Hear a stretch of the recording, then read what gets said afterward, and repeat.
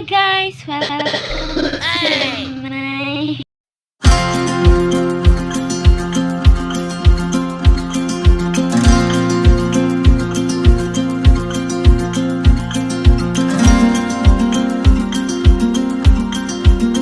good morning. It's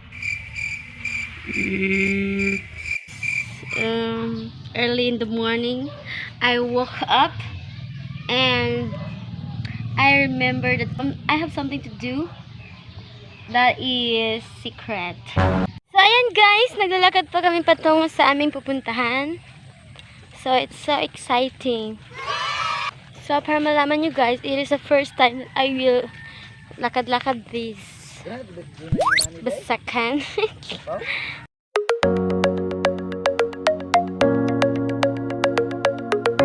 Here na sa aming location.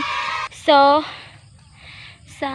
ang layo-layo ng nilakad namin para makapunta dito.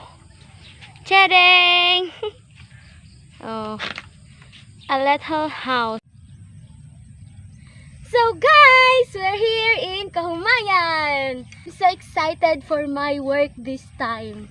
So, tayo na. Tuturuan ko kayo kung paano.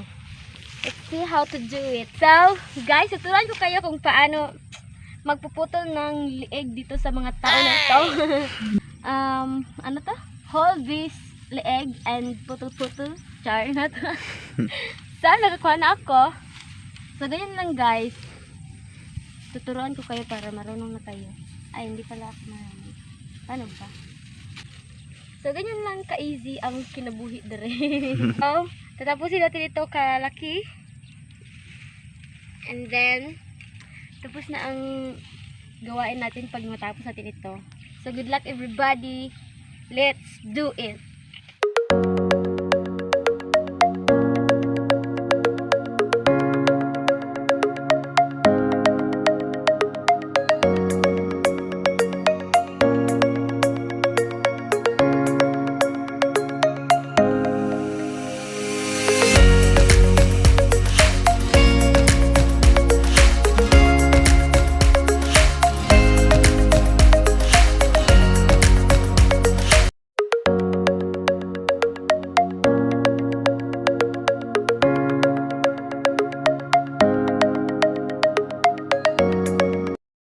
Guys, sa wakas, natapos namin ang ilang linya sa aming ginagawa ngayon. Ginagawa.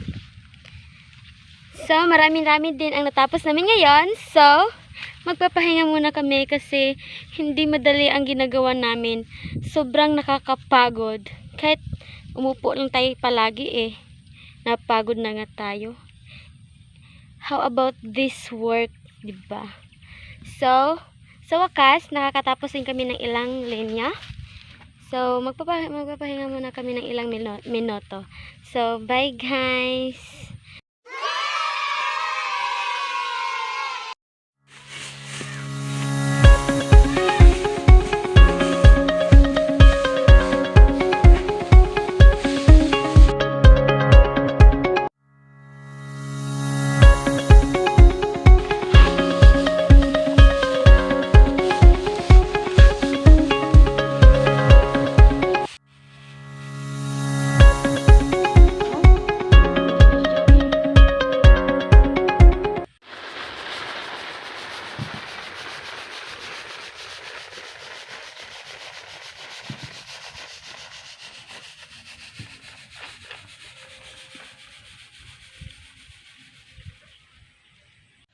Ito na guys, ang napulot namin.